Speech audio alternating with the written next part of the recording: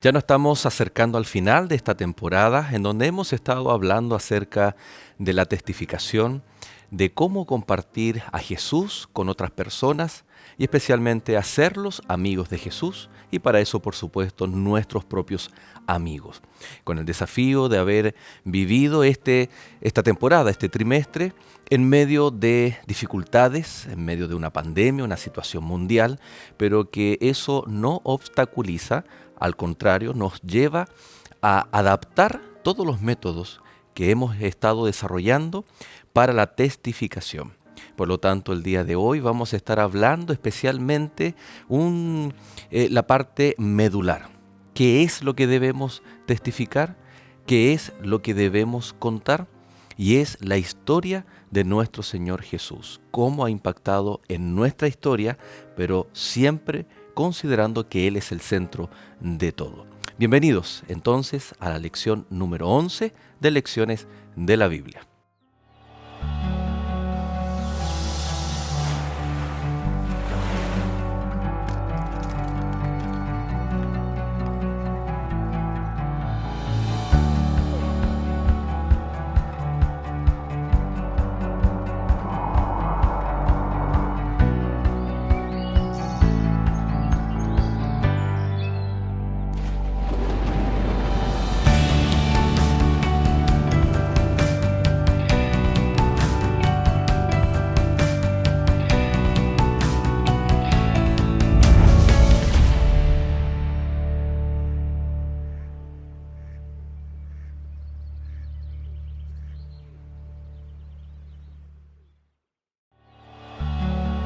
Esta semana, compartir la historia de Jesús.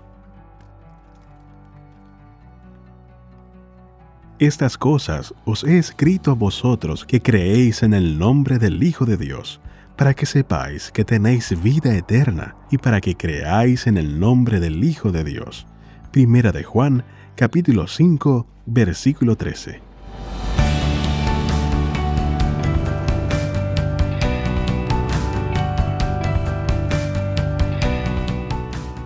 Un cariñoso saludo a cada uno de ustedes, queridos amigos. Gracias por nuevamente una semana más, un capítulo más, estar en compañía de Lecciones de la Biblia. Para nosotros es muy grato saber que estamos conectados ahí desde donde usted se encuentra y poder al menos por 60 minutos hacerle compañía y qué mejor compartiendo la palabra de Dios.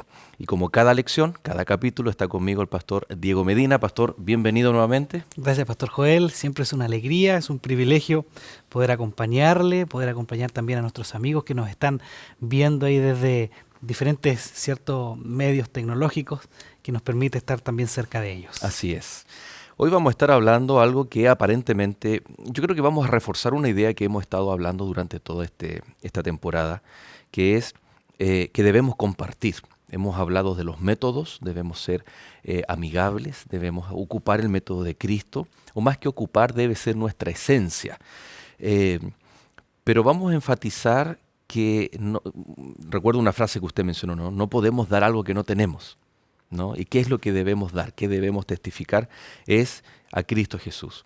Y Él, por supuesto, de qué forma nosotros podemos estar llenos de Jesús para rebosar y poder compartir con otras personas independiente de la situación que se pueda encontrar. Ese es el desafío de este capítulo, por lo tanto, le invitamos a que podamos orar para iniciar el estudio de esta semana. Querido Dios y Padre nuestro, gracias te damos por el privilegio que tenemos de poder abrir tu palabra, permitir que ella nos hable, se interprete a sí misma y podamos, Señor, practicar aquellas enseñanzas que tú quieres para nuestra vida.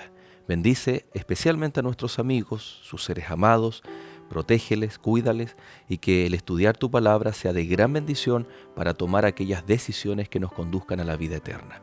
Te damos gracias, buen Dios, y oramos en el nombre de Jesús. Amén, Señor. Amén. ¿De qué forma podemos conocer a Jesús? Quizás antes, Pastor, no estaba en el libreto para hacerle una pregunta. Jesús en una palabra, para usted. Salvación. Salvación. Salvación. Buena noticia. Muy bien. quizás para nuestros amigos que nos están mirando, ¿quién es Jesús para usted? Y quizás esa respuesta que nos mencionan, en realidad yo no puedo debatirle su respuesta, no puedo contradecir porque es lo que usted aprecia, lo que usted lo que le ha impactado en su vida, lo que ha conocido de Jesús. Y en realidad Jesús se manifiesta principalmente a través de su palabra. Si nosotros queremos conocer a Jesús, tenemos que ir a la Biblia, tenemos que estudiar, tenemos que revisar, leer algunas historias bien interesantes que menciona quién era Jesús, a qué vino, cuál era el propósito y cómo es que él también se relacionaba con el ser humano. Y nosotros nos vamos a percatar de que este es el libro de Jesús. Aquí usted encuentra lo que necesita para poder tener un conocimiento correcto, amplio y realmente entender lo que significa la persona de Jesús. La mayor riqueza para descubrir quién es Jesús es a través de su palabra. Cuando nos encontramos con Jesús en su palabra, es algo tan íntimo. Nosotros le llamamos comunión. Esa comunión que se da en un aspecto, como decía, individual, íntimo, con Dios y con su palabra. Que no depende, mi comunión no depende de que el templo esté abierto o esté cerrado, no depende cuántas personas están yendo al templo o cuán bueno, entre comillas, es la liturgia, si es música en vivo, o sea, no depende mi comunión de eso. Pero,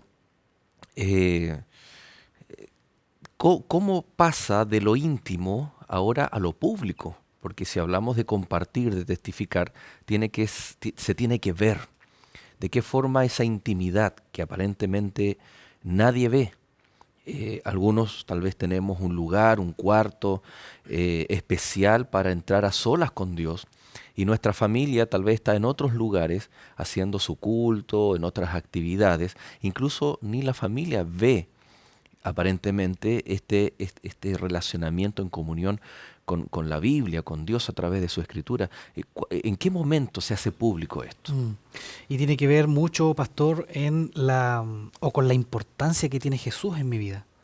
En realidad, cuando ocurre algo importante en nuestra historia de vida, nosotros deseamos compartir con las demás personas o que vean lo bueno que me pasó.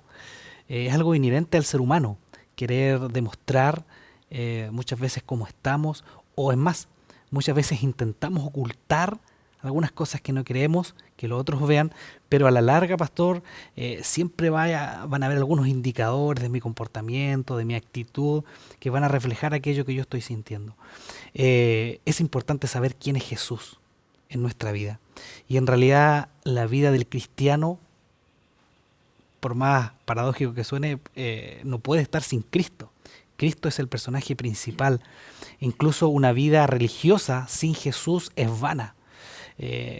Puedo ser una excelente persona y hablamos de buenos actos, de hacer acciones positivas, de a lo mejor tener buenas actitudes, de incluso tener un buen semblante y pensar cosas correctas en favor de los demás. Pero si la persona de Jesús no está presente en medio de todo mi accionar, incluso de mis pensamientos y de mi actitud, todo es en vano. Porque Jesús es quien es esa bisagra, es ese eslabón para unir al ser humano caído con el cielo, con la salvación. Por lo tanto, Jesús es quien a mí me permite tener esperanza. Y al momento de percatarme de vivir en un mundo tan complejo, estamos en medio de una pandemia, que esperamos que pronto ya esto vaya mejorando, ¿cierto?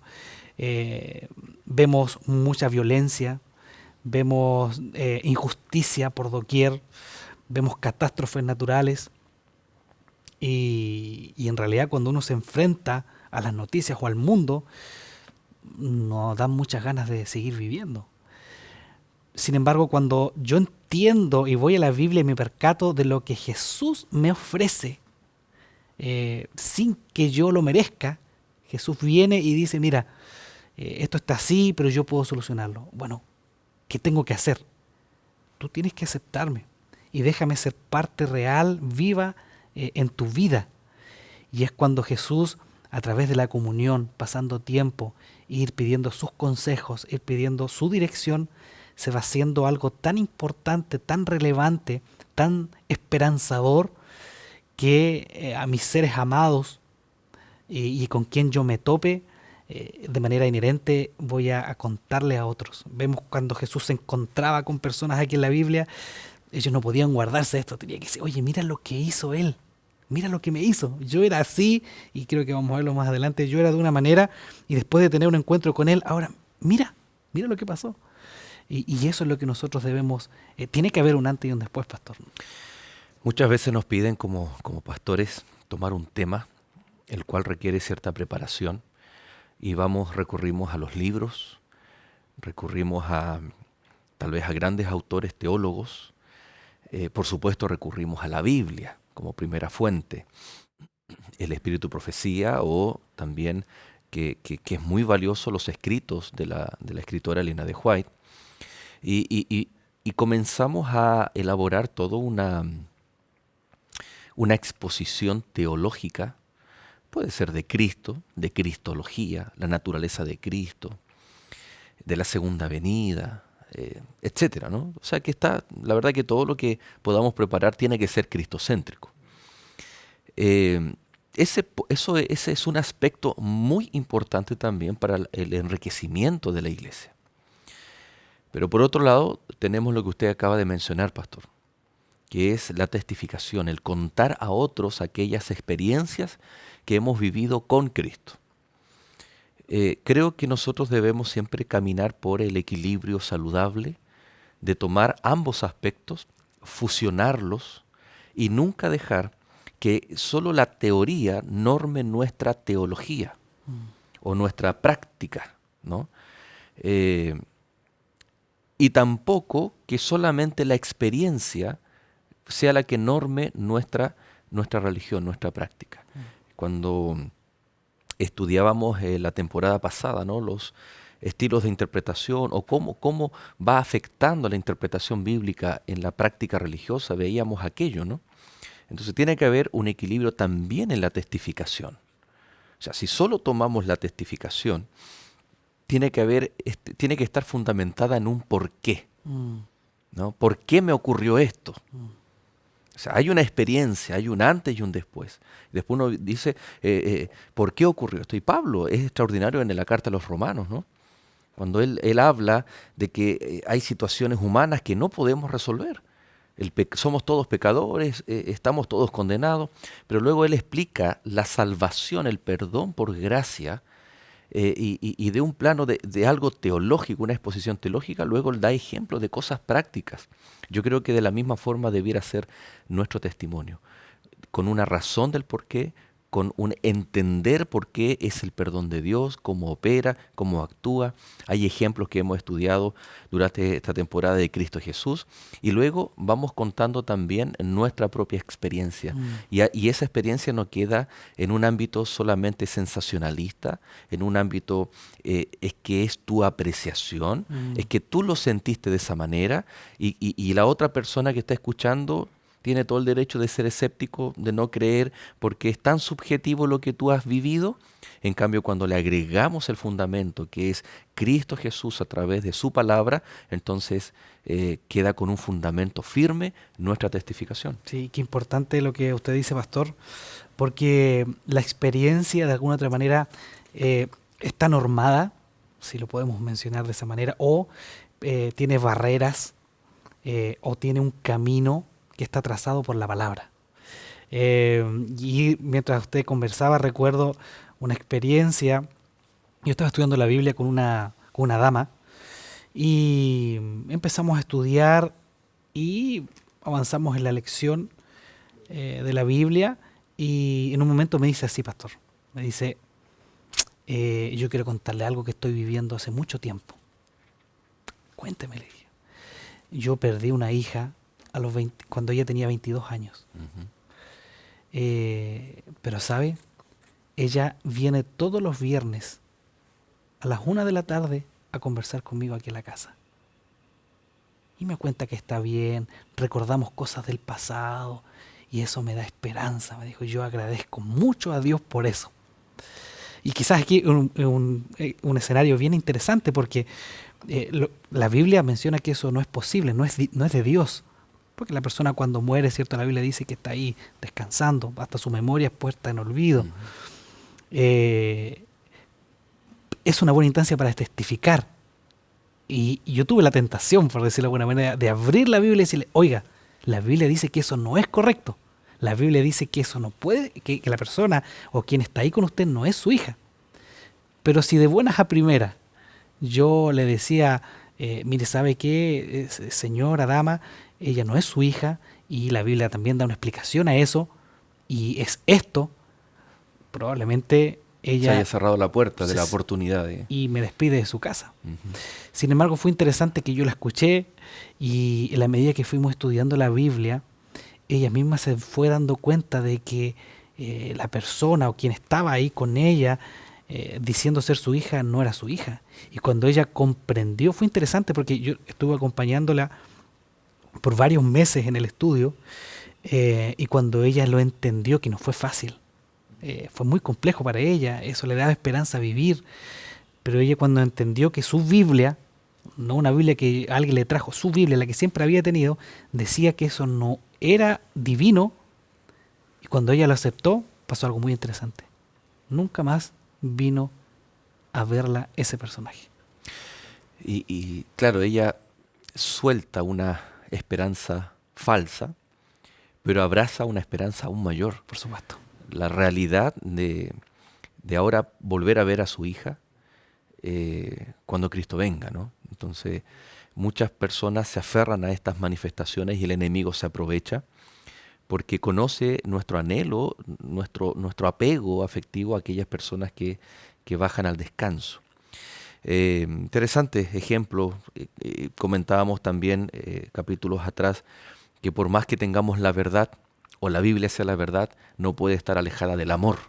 Y la forma de decir las cosas tiene que ser con amor, ¿no? Para ganar, porque estamos ganando y Jesús fue el maestro en tratar a las personas con la verdad, pero también con el amor.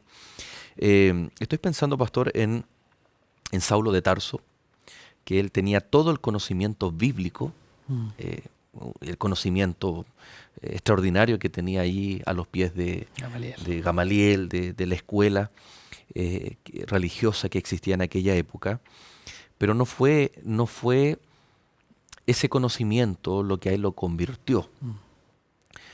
Creo que fue un ingrediente importante, pero no fue suficiente, sino que fue su encuentro con Cristo Jesús en el camino a Damasco.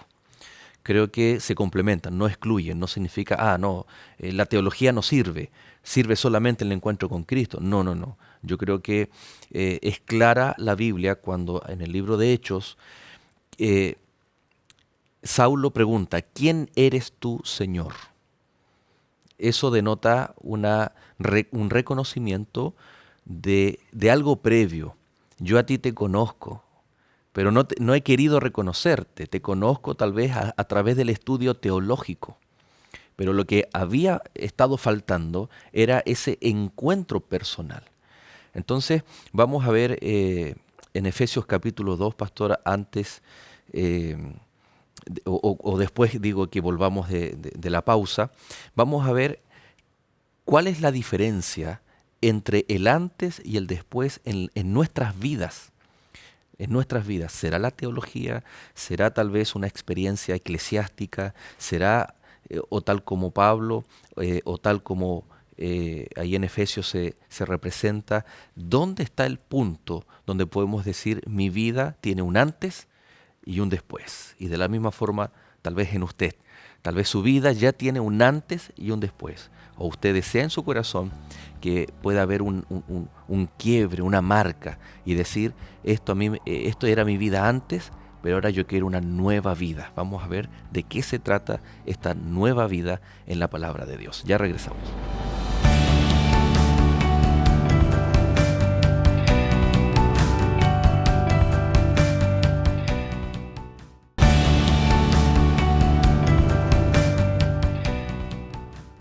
Y ya estamos de regreso, queridos amigos, nuevamente agradeciendo a cada uno de ustedes el poder estar en sintonía a través de la señal de Nuevo Tiempo, Canal de Esperanza, y por supuesto también a través de las plataformas digitales que permiten que usted pueda, independiente tal vez de un televisor, que usted pueda allí con algún dispositivo móvil estar siguiendo toda la transmisión de Nuevo Tiempo. Así que bienvenidos a cada uno de ustedes si se está integrando a nuestra transmisión, y por supuesto puede revisar los capítulos anteriores en estas plataformas, ¿no? Que quedan incluso, ¿no? Quedan ahí guardados, pastor, y uno no solamente los puede volver a ver una y otra vez, tomar la Biblia, estar subrayando, sino hay una flechita, ¿no? Hay una flechita que dice compartir. Exactamente. Y uno puede compartir vía WhatsApp, enviar el link, vía Facebook, Instagram y todas las redes sociales. Yo sé que los jóvenes saben que son más, dice. Uno ya que los jóvenes son más dados a todas las redes sociales de moda. Y es una buena ventaja, pastor, Así porque es. de repente yo recuerdo cuando tenía que, por alguna razón, estar en otra iglesia y no podía estar en el mismo lugar de mi esposa adorando el sábado en la mañana, nos juntábamos al almuerzo después de la iglesia y me decía, oye, tremendo mensaje que escuché hoy día en la iglesia. Ojalá lo pudieras escuchar tú. Y a través de la tecnología tenemos ese privilegio, Así es. escuchar de nuevo. Sí.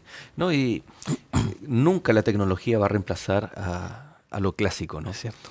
Pero bajo ciertas circunstancias, antiguamente nosotros entregábamos, por ejemplo, un volante, un libro. Dicho de paso, se puede hacer, ¿no? Con todos los resguardos, y ahora más que nunca es muy necesario. Pero muchas veces la persona dice, ¿dónde quedó el libro? ¿Dónde quedó esto? Y hoy en día todos tenemos nuestro dispositivo a mano, y cuando nos llega algo, automáticamente queda guardado en la memoria. Entonces ahora hay que buscar, ahora ya no es dónde está, ahora es dónde quedó, y uno empieza a buscar aquí dentro de tantos archivos que nos llegan. Pero qué importante es que todos los métodos sirven Así es. para poder testificar, para poder compartir de Jesús, ¿no? Desde un texto, un PDF con muchas páginas, hasta un saludo, ¿no? Feliz sábado, Dios te bendiga, que son estos stickers que nos llegan y que muchas veces uno dice, wow, son pequeñas caricias de Dios que llegan tal vez en momentos difíciles. Y no es tan difícil hacerlo.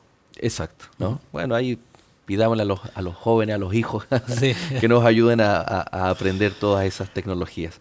Efesios capítulo 2, Pablo habla acerca, el centro es la salvación por gracia. Y esta salvación es, si bien es paulatina, es constante, como lo es la justificación. No es una vez salvo y salvo para siempre. Es una salvación que debemos preocuparnos diariamente, y en conjunto también con la santificación, con un cambio en nuestra vida. Pero tiene un antes y un después, o un punto de inicio.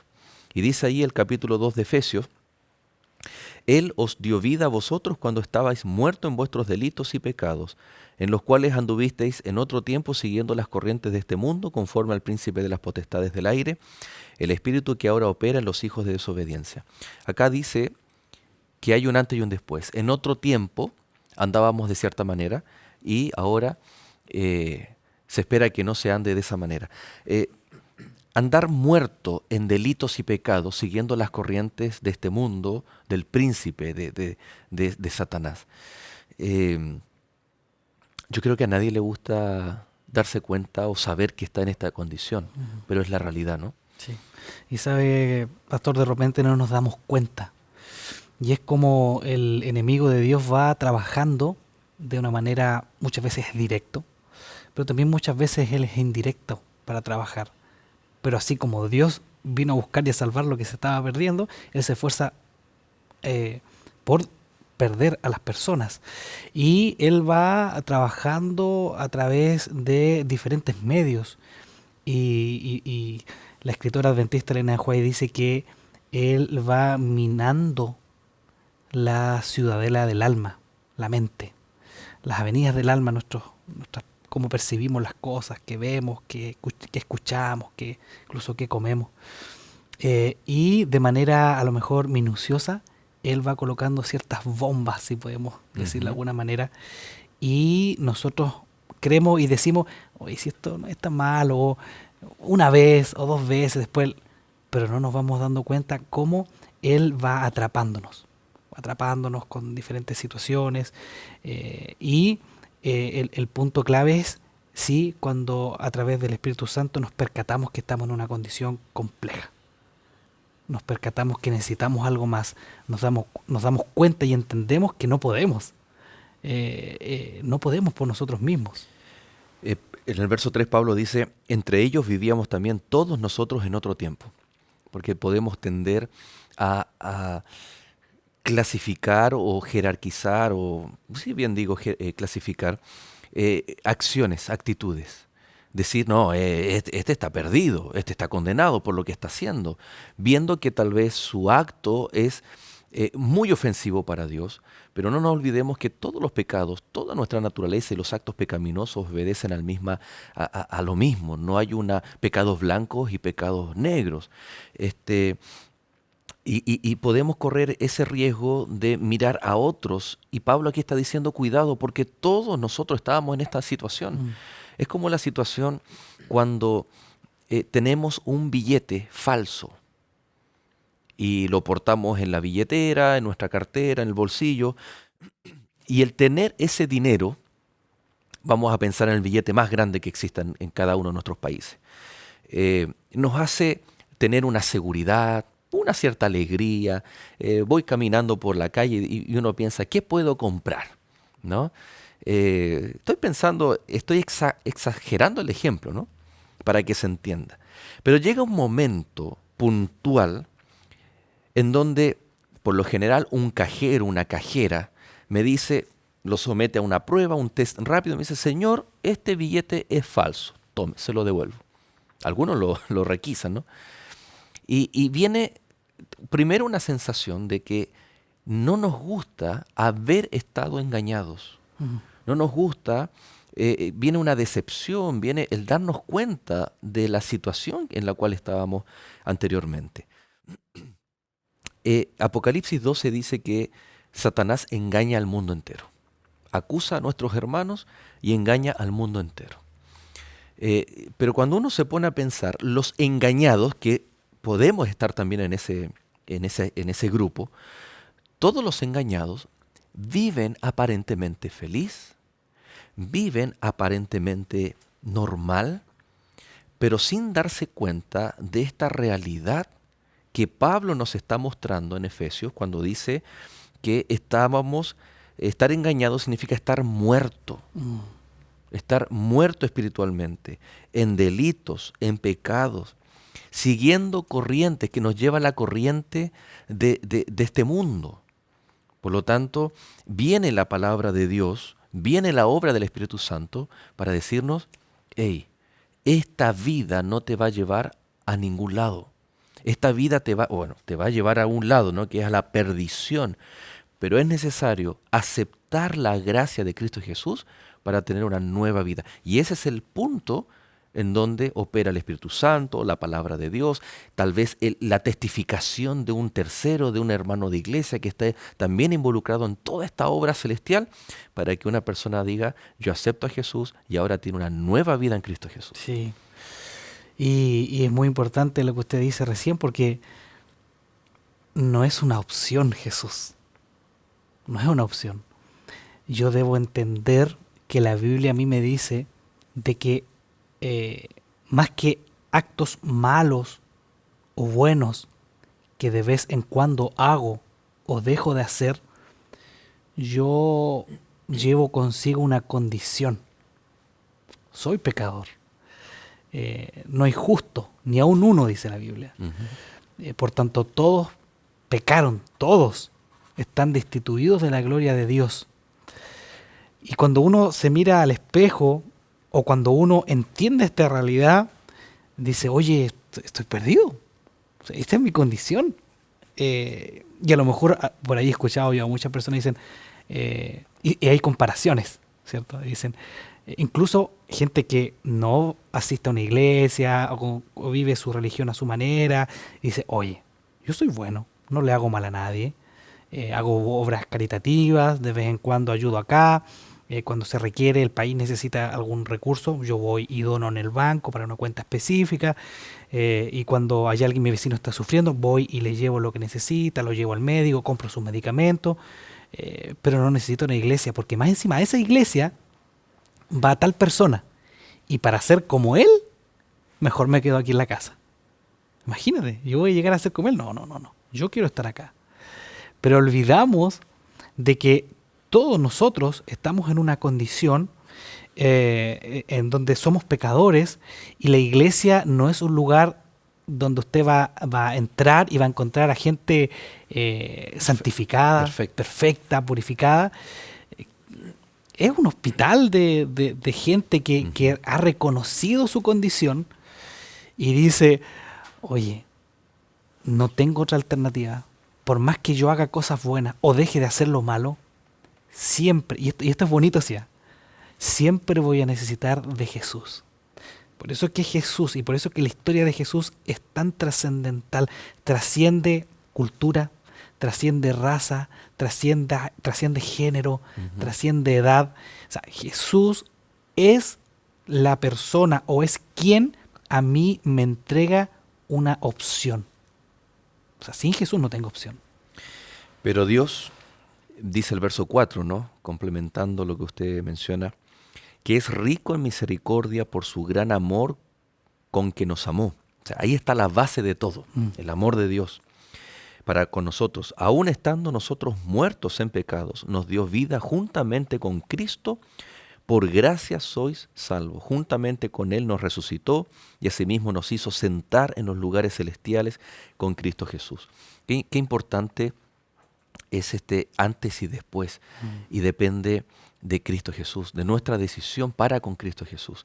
Es motivado, es un don, un regalo del Padre. Juan 3:16, un texto muy conocido lo dice, ¿no? Nos ha amado tanto el Padre que nos ha dado vida. Y aquí Pablo lo dice de la misma manera, a través de Cristo Jesús, aún estando en la peor condición que el ser humano pueda estar. La pregunta tal vez, pastor, también para seguir es ¿y qué pasa después? Tenemos el antes y después, ¿y qué pasa después? Nos transformamos en es como esa crisálida, ¿no? Ahora somos algo hermoso para el Señor, una nueva vida. En Corintios dice, de modo que si alguno ahora está en Cristo, nueva criatura es. Y la nueva vida, ¿de qué se trata ahora también? Interesante es que, si bien es cierto, comenzamos una nueva vida, pero nunca debemos olvidar que tuvimos una vida pasada. Es parte de nosotros, porque de repente podemos llegar a correr el riesgo de creer de que porque llevo más tiempo, a lo mejor, habiendo comenzado esa nueva vida, y yo he visto mucho, tristemente, de que algunos se creen con una autoridad por de repente años viviendo en la iglesia, o creyendo que son mejores que otros, o que tienen más privilegios ante Dios que otros, incluso creyéndose con la autoridad de condenar a otros. Y yo creo que eso hay que tener mucho cuidado, porque debemos recordar, como dice ahí Pedro, de donde Dios nos sacó, de las tinieblas. Ahí Él nos rescató. O sea, de ahí somos nosotros, por más que vayamos con terno, corbata, bien vestidos, zapatos lustrados, y queramos hacerlo mejor. Oye, sí es verdad, Cristo está haciendo un proceso de transformación en nuestra vida. Sin embargo, Jesús, así como el que está al lado tuyo, como el que está atrás, como el que está adelante, como aquel que se equivocó el mes pasado, el año pasado, la semana pasada, estamos al mismo nivel ante Dios. Y teniendo eso como consideración, nos da una condición muy interesante para acercarnos ahora a Dios con humildad, entendiendo que ya somos justificados por la sangre preciosa de Cristo, pero dentro del plan de salvación entramos en otro proceso que es la santificación. Dios empieza a cambiar, no es que vamos a llegar a ser santos y perfectos, Dios empieza a cambiar aquellas cositas que están complicando nuestro carácter, están complicando nuestra vida, están haciéndonos lo que pasó con Pedro. Pedro era un hombre impetuoso, que muchas veces no hablaba palabras, cierto, muy, muy dignas, pero llegó al punto de que entendió que Cristo lo justificaba, y la medida que pasaba tiempo con Jesús, su corazón iba siendo transformado, pero porque él colocó el querer y el hacer, por su buena voluntad, y de repente se encontró un grupo que le decían, oye, tú eres seguidor de él. No, no, no. En la negación. Yo no soy seguidor de él. No, pero si tú eres Hablas de él, igual. tú hablas igual. O sea, y yo creo que Pedro no se percató. Pedro no se dio cuenta cómo es que el Señor empezó a hacer esos cambios en su mente. Es por eso que en la medida que yo me pongo en relación con Jesús, tanto para que Él me justifique, como para que Él me santifique a través del Espíritu Santo, ¿sabe qué, Pastor Joel? Es increíble cómo de repente uno ni siquiera se percata cómo lo que antes me gustaba, el pecado, vivir, Claro. ya... Yo no. Y termina esta porción de Efesios, ¿no? Diciendo, para mostrar todo esto, la santificación ahora se añade, para mostrar en los siglos venideros las abundantes riquezas de su gracia en su bondad para con nosotros en Cristo Jesús. Interesante ese verbo, ¿no? Es para mostrar. Y eso tiene que ver con la testificación. Quisiera leer, pastor, primera de Juan capítulo 3, porque aquí hay un elemento que viene a complementar lo que Pablo está diciendo. Juan también lo dice, pero de esta otra manera. En primer lugar dice, mirad cuál amor nos ha dado el Padre para que seamos llamados hijos de Dios. Se repite que todo es originado por el amor del Padre. Y está apuntando a los hijos de Dios, es decir, a los que ya han aceptado a Cristo Jesús, entran en este proceso de una nueva vida, dejando atrás la vida antigua. Y en ese contexto, el verso 7, por ejemplo, dice hijitos, es decir, está dirigido a un grupo de personas donde Juan siente responsabilidad de pastorear, es decir, hay una iglesia aquí involucrada. Pero en el verso 8 dice, el que practica el pecado es del diablo, porque el diablo peca desde el principio. Para esto apareció el Hijo de Dios, para deshacer las obras del diablo. Pero esto está en el contexto de aquellas personas que ya han aceptado a Cristo Jesús. Y el verso 8 dice, el que practica, y la palabra denota un acto constante. No es un acto fortuito, cometí un pecado. Premeditado quizás. Premeditado. Es un acto, tal vez le podemos llamar un pecado acariciado, una lucha. Y la palabra es fuerte porque dice, el que está en esta situación es del diablo. Cuando uno dice, nosotros somos propiedad de Cristo por creación y por redención en la cruz, ¿cómo es posible que ahora paso a ser propiedad del enemigo? Si yo ya he aceptado a Cristo Jesús, ya tengo una nueva vida, a pesar de que tengo esta dificultad, este vicio, este pecado escondido, etc. Y aquí es donde la gramática original nos viene a dar un poco de luz y alivio también. Cuando vemos la partícula del, para nosotros en español nos da propiedad, ¿no? Esto es el lápiz del pastor. Entonces se usa como para designar propiedad. Y aquí cuando dice el pecador, el que tiene esa lucha en su corazón es del diablo, cuidado porque el texto original no dice que es de propiedad. Esta partícula llamada genitivo o la forma verbal dice que es de origen o de procedencia. Es un genitivo de origen o procedencia. En otras palabras, debemos imaginar este antes y después, yo le hago como una línea. Entonces, cuando yo paso una nueva vida en Cristo Jesús, de las luces a las tinieblas, cuando estoy en esta nueva vida, yo pertenezco a Cristo Jesús, por gracia.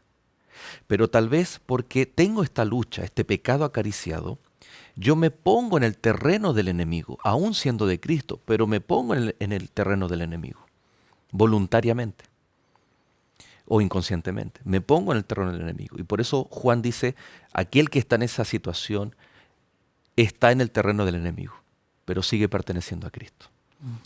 Y ahí hay garantías. Por supuesto. Y vamos a hacer un alto, está muy interesante la conversación, vamos a seguir retomando esta idea, porque somos de Cristo Jesús, pero muchas veces por nuestras malas decisiones podemos estar en el terreno equivocado. ¿Será que aún así la gracia del Señor nos puede alcanzar? Ya regresamos, hacemos un alto.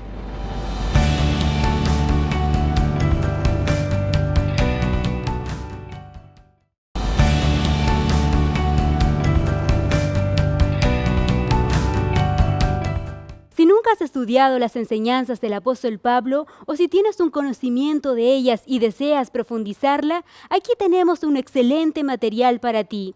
Se trata de esta guía de estudio en formato DVD llamada Pablo, el mensajero de la cruz. Para solicitarla, llama a los números que aparecen en pantalla o escríbenos a nuestro correo electrónico y la recibirás de forma totalmente gratuita. Continúa en la sintonía de Lecciones de la Biblia.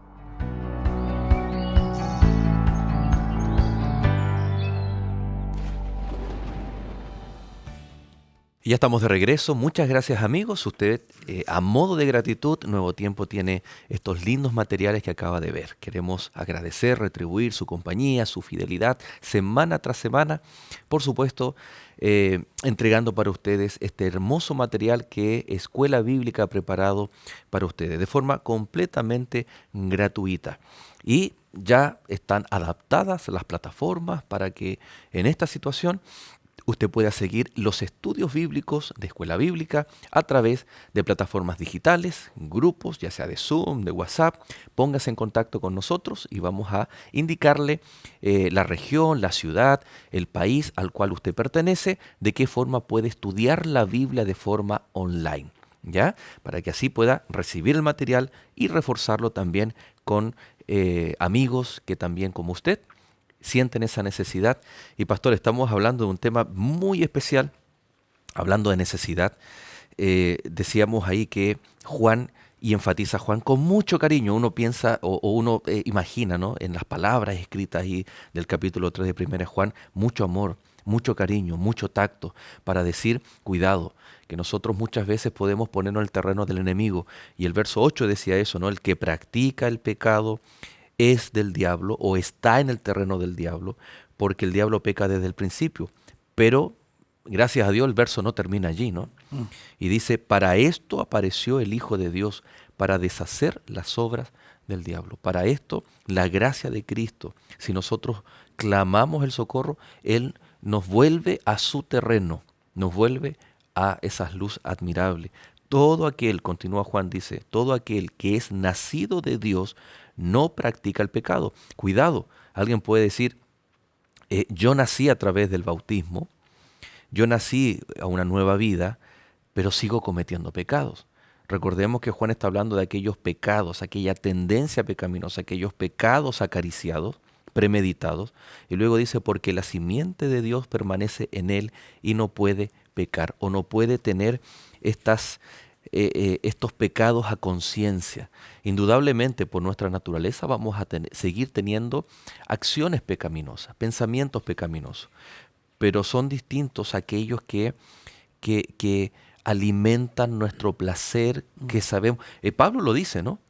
Que aquel que sabe lo malo, ahora en la nueva vida en Cristo Jesús sabemos cuáles son las cosas malas en este proceso de santificación. Pero si las seguimos practicando, entonces le es contado por pecado. Y Juan se refiere a ese tipo de pecado.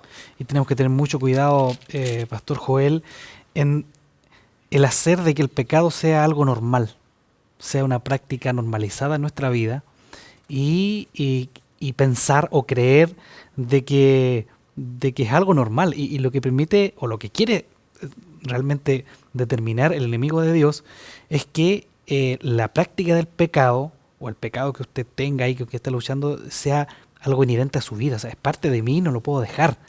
Pero como tantas veces lo cometí, no me produce nada, o sea, y ya es parte de mí.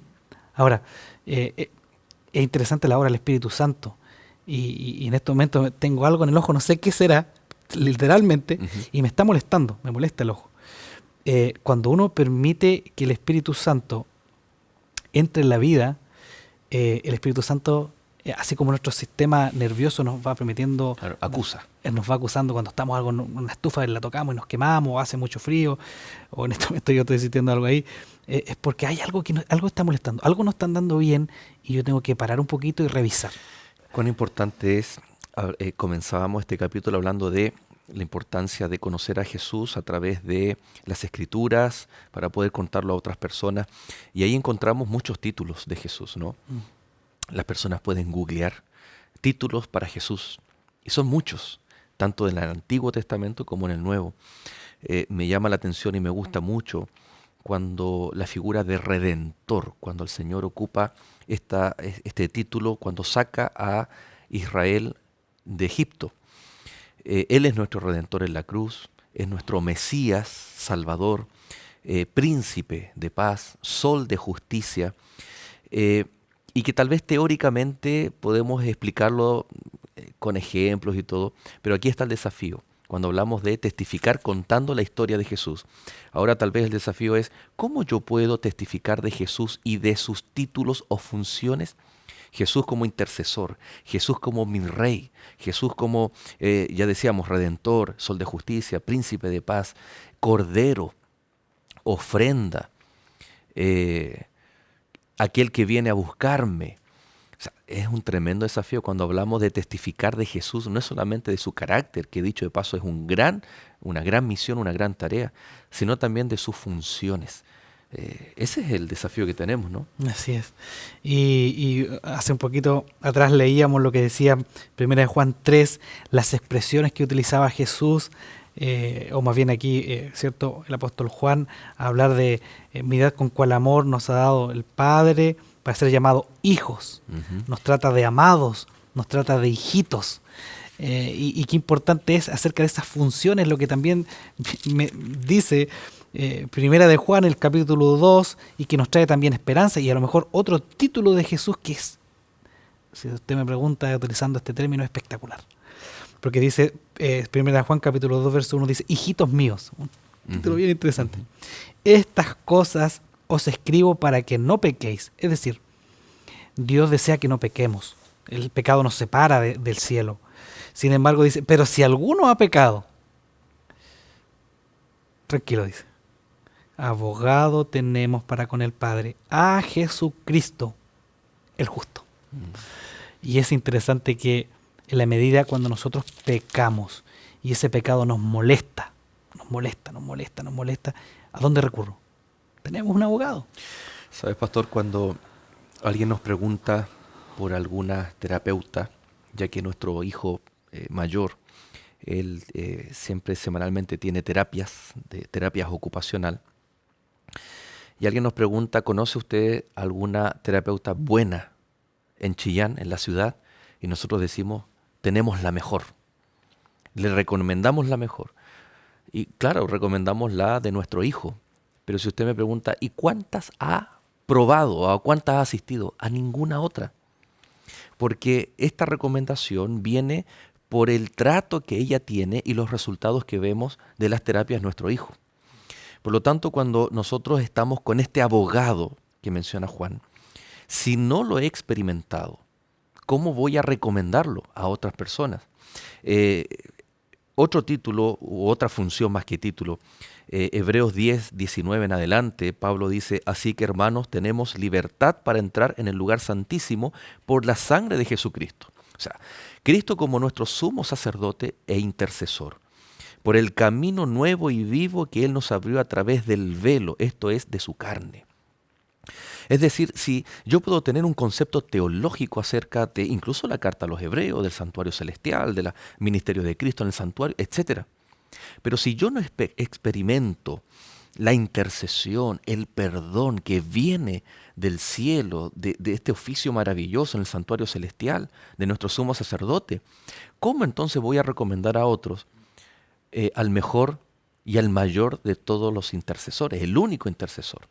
Entonces, muchas veces podemos tener conceptos acerca de Jesús muy claros, muy teológicos, pero no estoy testificando de Jesús. Y la pregunta es ¿por qué? Porque tal vez no he experimentado al sol de justicia, mi vida sigue nublada. No he experimentado al príncipe de paz, mi vida sigue siendo un caos. No he experimentado tal vez a Miguel, sigo yo luchando contra el enemigo cuando es él el que tiene que luchar contra el enemigo, y así un largo etcétera, con todas las funciones que Cristo es. Y tal vez nosotros no hemos permitido, porque no nos relacionamos con Él, de que Él sea el Salvador y todas estas funciones en nuestra vida. Y por eso no tenemos argumentos después para comentarlo, para testificar. Así es. Como decíamos al comienzo, no podemos entregar algo que realmente que no tenemos. Y los discípulos y grandes personaje al encontrarse con Jesús, su vida fue total y completamente transformada. Solamente el amor, Pastor Joel, despierta el amor. Ujú.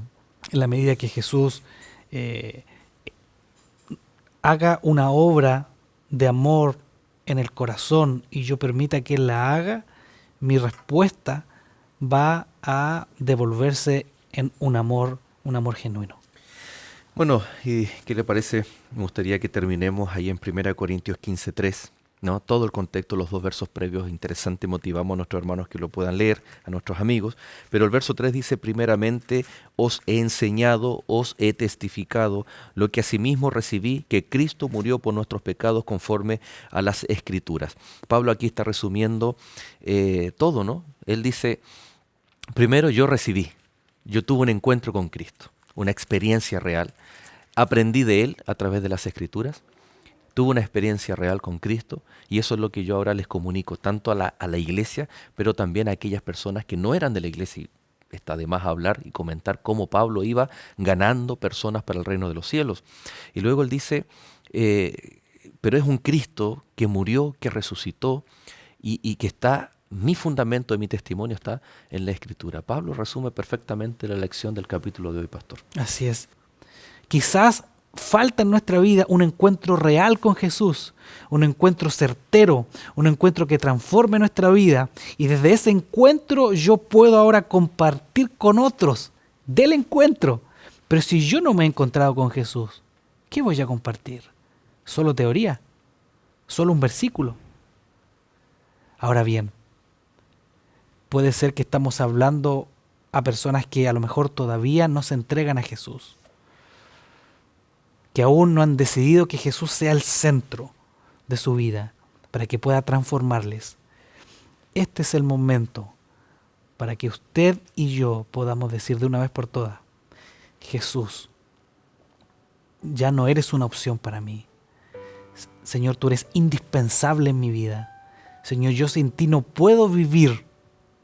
Y que nosotros podamos tomar a Jesús y lo hagamos quien nos justifica, quien a través de su Espíritu Santo nos va santificando, es decir, va cambiando aquellas cosas en nuestra mente, en nuestro carácter, que nos alejan de Él, para que se cumpla realmente la labor de Jesús, que es cuando Él venga por segunda vez y que pronto Jesús está a venir, pueda encontrarnos esperándole y Él pueda cumplir con el acto de salvación.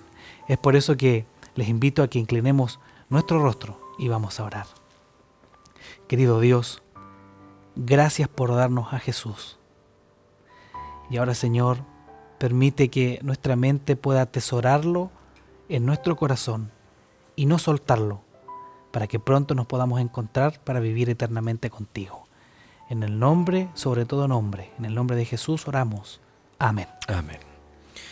Muchas gracias, Pastor Diego, por habernos acompañado.